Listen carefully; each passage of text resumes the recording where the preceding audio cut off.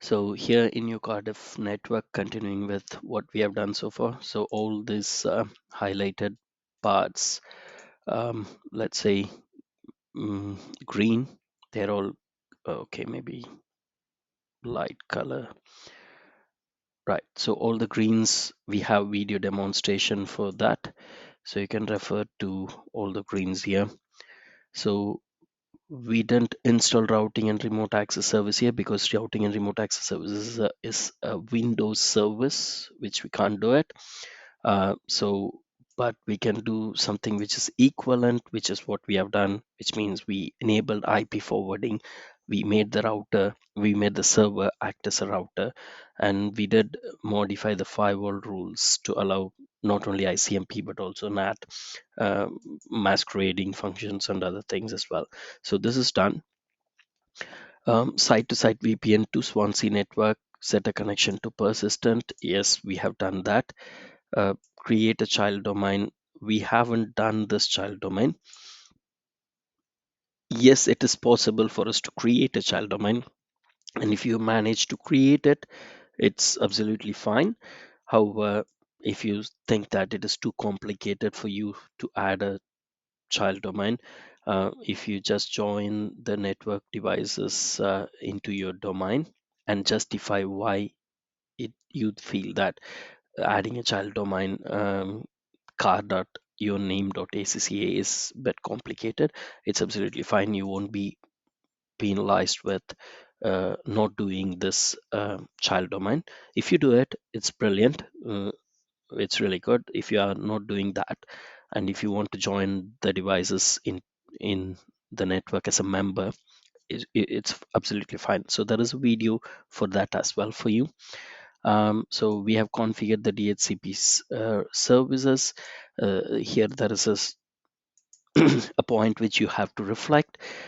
So the range here is 10.1.1.10 and to 10.1.1.20. Yeah, I think, yeah, it's fine because in my videos the IP addresses are completely different.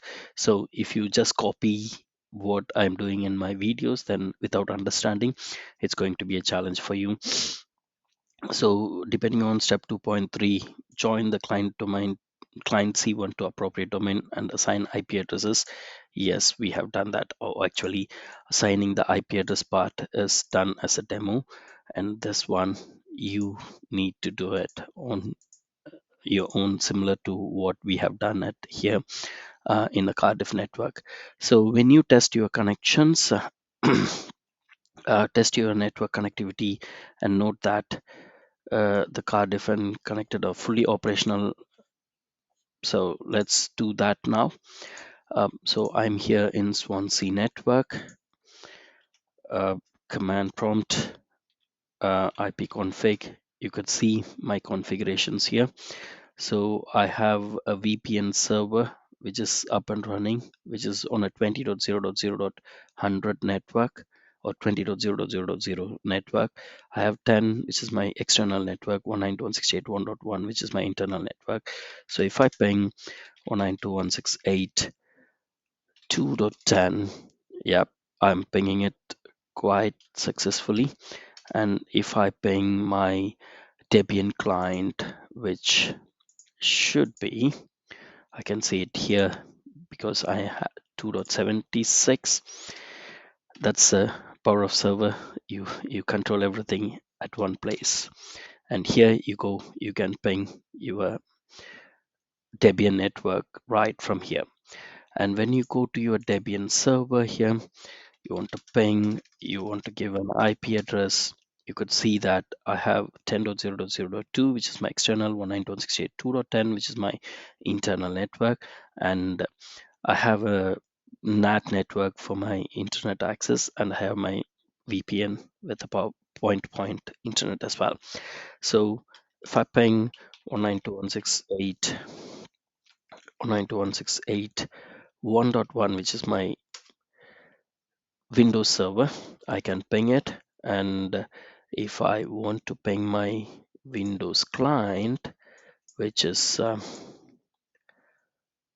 my Windows, my address is 1.22 So let's go here, and 1.22 I have to successfully ping from here as well, provided my server is my Windows client is on. So let me resume it.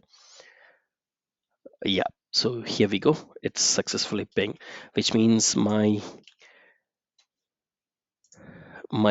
connections are all stable. I have tested my connectivity. So the other things what I have to test before I come on for my demonstration or before I submit is pretty much most of the configurations you can test it here. So one of the things you have to test is your DHCP, whether you have the leases here. So I could see that I have my leases here, and I have my leases here. So my DHCP is up and running. uh, I can check my DNS. So Nitish.acca, and yeah, I should get, oh right, okay. So it goes to 192.168.127.136, which is my NAT network, which should not be there. So when you are done with everything, disable the NAT so that it points out to 192.168.1.1, which means it is within your network. After completing everything, you might not need NAT networks. You can just remove all the NAT networks, then it should be fine. Okay. So with if you don't have a successful DNS configured, then eventually you are not going to connect to the domain, add to a member and everything. So obviously, yes, your DNS is fine, working fine. And then what else you will be check? We have tested the DHCP. We have, okay, child domain, I mean adding the member. So one of the ways I would do is log in using one of my um, domain user. I did mention it before. Here we go. I can join using my domain member and realm list. All right, sudo realm list.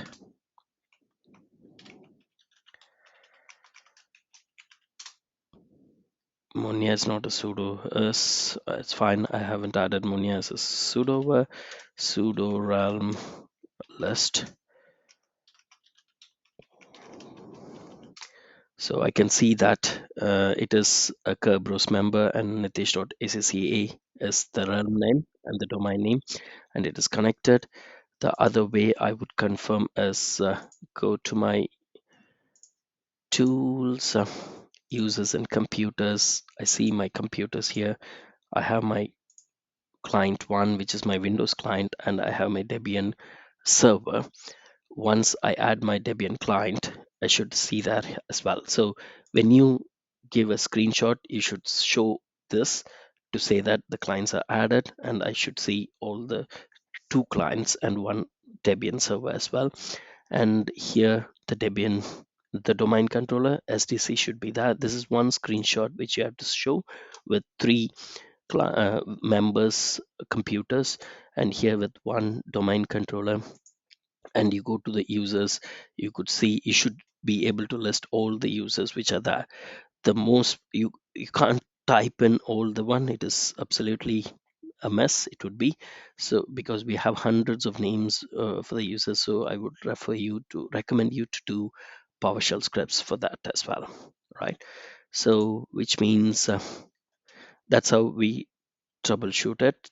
um, yeah, precisely, domain is the site-to-site VPN. We can see it, but it is working fine. So this is how we have to do the testing and troubleshooting, and these are the screenshots which is required for you while you submit your report. And then here you have your own tasks which you reflected. So here, once you have mounted your D-Swansea files, then you can go back here, and then you can create permission. So for this task, for you to execute, for this task you want to execute, you should have completed task number 1.7 and 1.6, because you have all the users there. uh, so you set access permission to allow users in that list in the as a the domain users to have full permission, and all the other normal users like Nitish in Linux or whoever it is. I mean, Nitish in Cardiff network, Linux network, should be only having read-only accesses. So if I log in using Nitish, I should be just can only go and you know only read the files. I can't add anything or I can't edit anything. The same way here, um, Munya is not from the users list. Can you see that Munya is a user which I added? Nitish Murhan is a user I added. VPN user is a user I added. So it's not the domain, even though they are domain users. Yeah, but anyways, you can make the permissions change later. So only those in the user list should have read and write only write access, full permissions. Others should have read only access alone. And then the next one, so this is dependent on this task, mounting the disk and creating user accounts 1.6 and 1.7. If you have completed 1.6 and 1.7, then you can try this one, sharing disk drive. And then IIS server, again, you can just go to tools, see if IIS server is here. Yeah, we have IIS server manager. Then you can start creating your website and then you can configure it. But here we have some conditions. You have to create it with a HTTPS. It's web as dot your name.acca, and it should be having internal authentication. All the users should be authenticated, which means if I'm from the client, use HTTPS webas.username nitish.acca, I should it should ask for user credentials. I have to be authenticated, and whenever I authenticate myself, I log in successfully, it should say the text should say welcome to Swansea website, right? And then finally, there is a remote desktop services. You can enable remote desktop services, um, but then you have to make sure that the login page should be accessed. Like it's not just you go in here and then you type remote desktop connection, not like this by going and giving it, but you should also have the option of typing in this rds.yonom.acca, and you have to log in using your credentials. Certificates signed would be the best practice, and if that is achievable, then it's full mark. So this is the additional task which you have to complete on your own time. uh, it's not that you will fail this component because you haven't completed any of these things, because these things have marks to make your work the best. So for example, here it's all about your knowledge and understanding and how you implement it. So here you have your IIS servers and your disk drives, 15 marks here, and how you set permission. Just giving a sharing a disk drive in Cardiff and Swansea, you get 5 marks. But when you go in and access set access permissions, then you have more 5 marks. Just creating an IIS server, configuring an IIS server, you get 5 marks, and you add all the users and present a welcome message, then you have 5 marks, right? So you do the basic, you get 15 marks, and you do everything which is asked, you get another 15 marks. So it is for 30 marks over there. And the same way here, you just configure the only the Windows part. So you get like I would say just someone does only the Windows part will get 5. Let's say it's 2.5. So as I would just calculate the Cardiff once. So if you choose not to do anything in the Cardiff network, then it could be 2.5, 2.5 marks, 5 marks overall, another 5 marks for your DHCP server, which is 10 marks. And then here it's likely 2.5 marks, which is 12.5 marks. And on top here you have 2.5 marks, so like 15 marks.